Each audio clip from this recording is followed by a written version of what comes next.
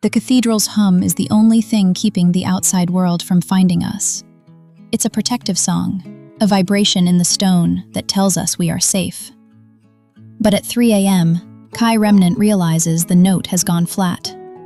The singing plants are being harvested, the garden is being stripped, and the handwriting in the ledger isn't a stranger's.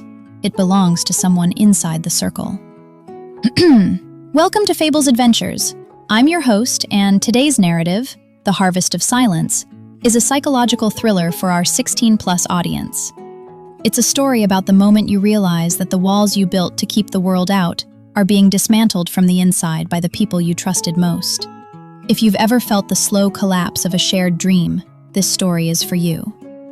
Please subscribe to join our sanctuary. The hum is failing. Let's find out why. The cathedral's hum is wrong, not gone. I'd know if it was gone, the way you know the difference between silence and the space where sound should be. But wrong, like a note played a half-step flat, like your own heartbeat suddenly out of sync with your ribs. I'm awake at 3 a.m. Was I ever asleep? Pacing the spiral of reclaimed floorboards that marks my dwelling, one of a dozen patched-together homes nested in the cathedral's hollowed belly, and I can feel it. That subtle vibration that's hummed through every stone since Cass and I made this place sanctuary, that protective thrum that quickens when danger creeps close, that rises to a warning song when the walls need to scream. Except it's not screaming, it's fading. The coffee from yesterday sits cold in a chipped mug on my work table, rings of brown residue marking hours I can't quite account for. I drum my fingers against the rim, tap, tap, tap, trying to match the cathedral's rhythm, trying to find where the pattern broke. And my hands, these hands that remember things I don't, that know how to coax broken things back together like they've done it 1,000 times before in 1,000 different worlds, are trembling, which means I'm onto something, which means my body knows before my mind catches up, which happens sometimes when you live this way, caught between places, caught between what you were and what you're trying to be. The plants. The thought arrives like a lightning strike. Cass's garden. I'm moving before I finish the thought, feet already finding the path down through the cathedral's ribcage, past the other dwellings, dark windows like closed eyes, toward the eastern corner where Cass coaxes impossible things from impossible soil. The otherworldly plants, the ones that glow faintly when the hum strengthens, the ones that shouldn't exist here but do, because this whole sanctuary is built on borrowed magic, borrowed time, borrowed sanctuary in the bones of something that died centuries ago. The garden is empty. No, not empty. Wrong again. The frames are still there, the soil still turned, but the plants are gone. The luminescent vines that spiraled up the old stone buttresses, gone. The flowering things with petals that sang if you listened close enough, gone.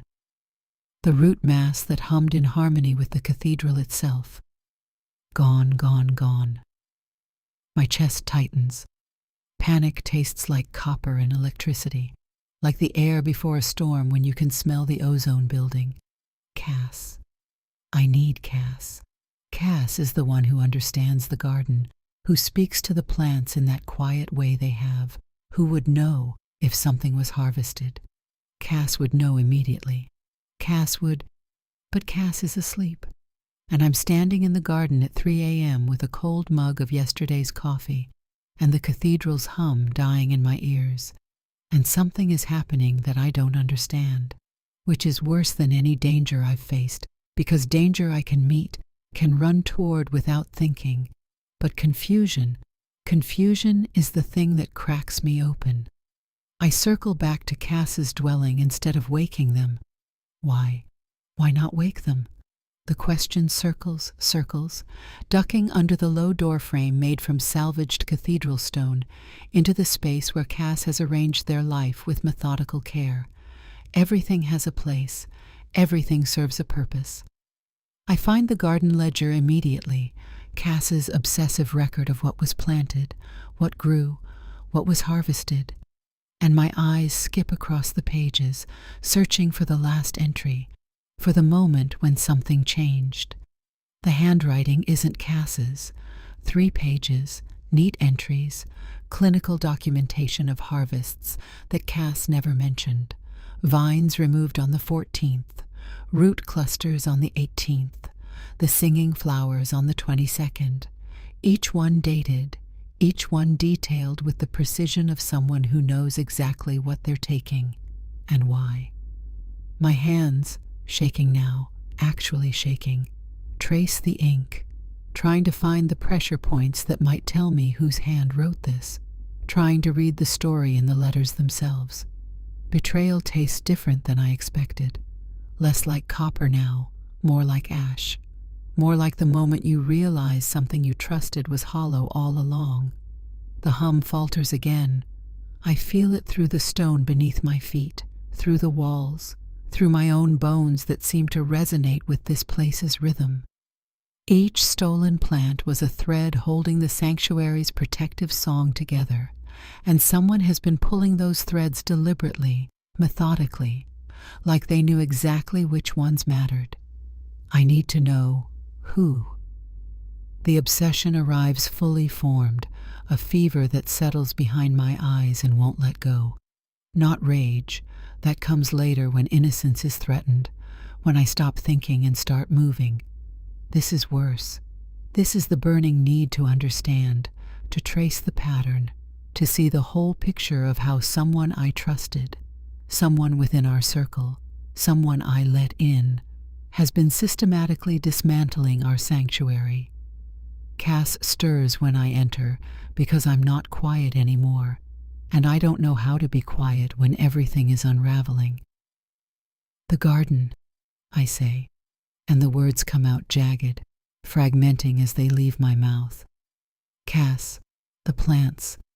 Someone's been taking them, for weeks, documented it, sold them, I'm guessing, to outsiders, because why else keep records? Why else be careful about it unless...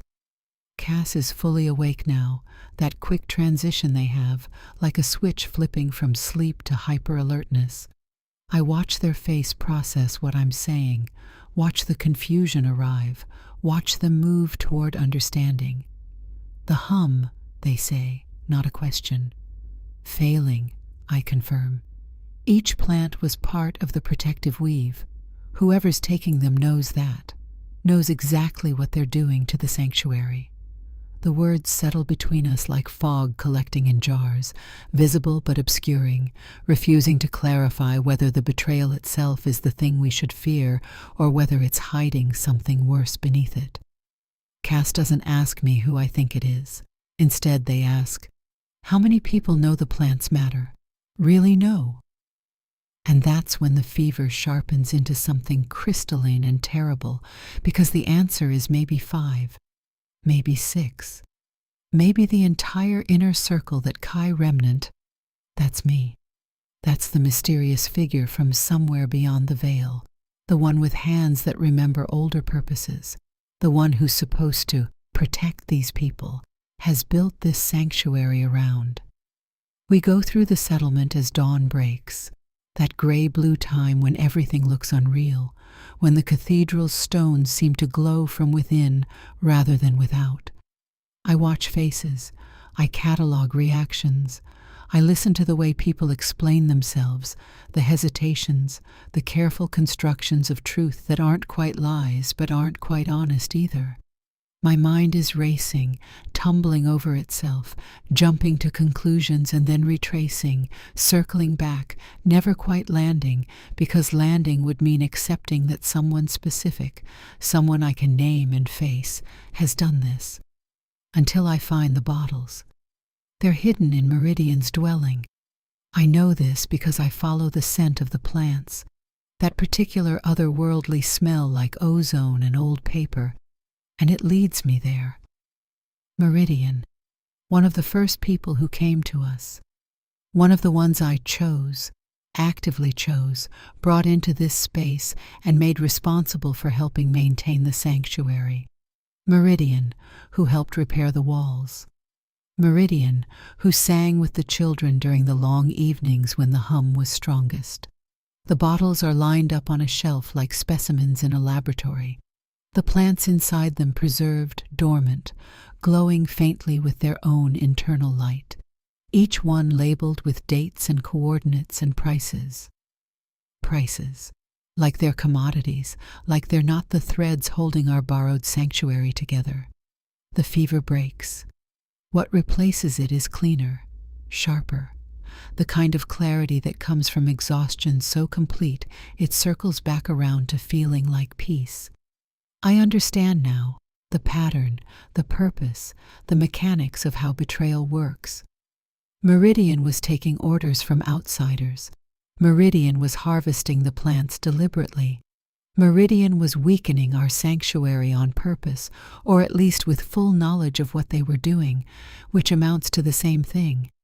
And the question that tears at me, that makes my hands clench into fists, is why? What could be worth this? Cass finds me standing there, surrounded by bottles full of stolen light. "They're still here," Cass says quietly. "Meridian, I checked. They're still sleeping." Of course they are. Betrayal is bold right up until the moment it's discovered, and then it becomes a kind of cowardice. I should feel rage. I should feel that protective fury that usually drives me forward without thought, without caution. But instead, I feel hollow, fragile, like the sanctuary itself, precious and precarious, held together with faith and magic, and the careful choices of people who've all agreed to keep the walls standing. "We need to know why," I say, and my voice sounds strange to my own ears, too quiet, too tired, like I've already fought this battle in 1,000 other worlds. Cass nods. "We need to know who else. If Meridian was selling the plants, there are buyers, external parties with enough resources to want what we have." I finish the thought that Cass doesn't need to complete. Which means the sanctuary isn't as hidden as we believed, which means the hum was the only thing keeping us safe. The cathedral walls around us seem to vibrate at a frequency just below hearing. The hum is definitely weaker now that I'm listening for it, now that I know what I'm listening for. It sounds like a song being slowly forgotten, like a prayer losing its power. I leave the bottles where they are. Evidence, proof, the kind of concrete betrayal that can't be rationalized away or explained through misunderstanding. When Meridian wakes, when I make them wake, when I stand in their dwelling with Cass at my side and hold up the bottles full of stolen light, there will be answers. There will be confrontation. There will be the thing I've been terrified of since the moment I felt the hum begin to fail. Someone from inside the circle, someone I trusted, someone I let in, choosing to dismantle what we've built. And after that, there will be the harder part, the part where I have to decide whether a sanctuary can survive betrayal, or whether broken trust shatters everything else. The fog in the bottles refuses to clarify which one it is. It hovers there, captured and studied, refusing to reveal whether it's hiding something or whether it's itself the thing worth finding. But I'll find out. I always do. Always. Kai found the bottles, but they lost the peace of mind that comes with believing in a safe place. Meridian's betrayal wasn't just about money. It was about the slow, methodical erasure of a collective hope. When trust is the only thing holding the walls up, one person pulling a thread can bring the whole roof down. I have a question for you. If you discovered a betrayal like this, would you try to repair the sanctuary with the person who broke it? Or is the dream dead the moment the first bottle is filled? Let's discuss the price of trust in the comments below. If this story of stolen light and cathedral stones stayed with you, please like and subscribe.